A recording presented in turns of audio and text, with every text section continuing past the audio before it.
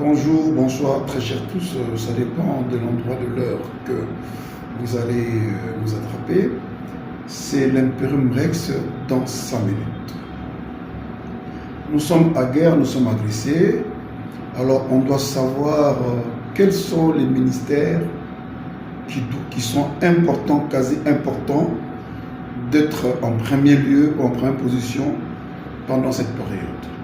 Alors, ces ministères importants et d'avant-plan, dans une nation agressée comme la RDC, nous avons le ministère de la Défense nationale, nous avons le ministère de l'Intérieur et de la Sécurité, nous avons le ministère des Affaires étrangères, nous avons le ministère des Finances, nous avons le ministère de la Communication, nous avons le ministère de la Santé, nous avons le ministère des Affaires sociales.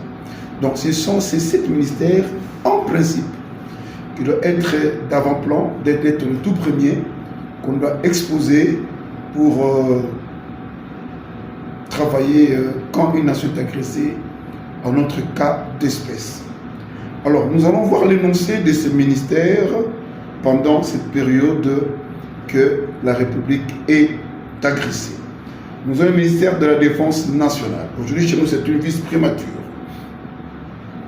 Le ministère de la Défense nationale est responsable de la coordination des forces armées pour défendre le territoire national.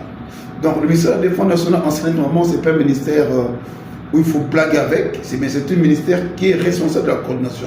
Il doit coordonner tous ces militaires, cette force armée, il doit être coordonné pour la défense de notre territoire national. Donc du coup, si le territoire national a des problèmes, des soucis comme l'avons actuellement, cela incombe aussi du ministère de la Défense nationale. Voilà pourquoi il est intérêt que le ministre des Affaires nationales, le vice-premier ministre de la Défense nationale fasse bien son travail.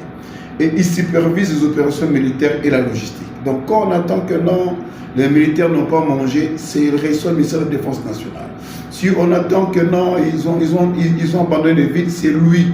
Donc du coup, le président doit faire un effort de mettre une bonne personne en cet endroit. Moi je pense à notre cas d'espèce, comme on parle d'une coordination des forces armées pour défendre le territoire national, comme ça coordonne qui supervise les opérations militaires et la logistique, je crois qu'en notre cas d'espèce, on doit placer un militaire sur cette affaire.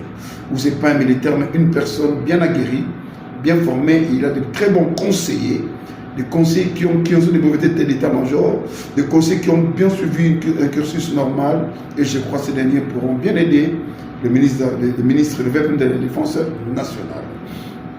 Nous avons en second lieu le ministre de l'Intérieur et de la Sécurité. C'est aussi aujourd'hui une vice-primature. Celui-là gère la sécurité intérieure.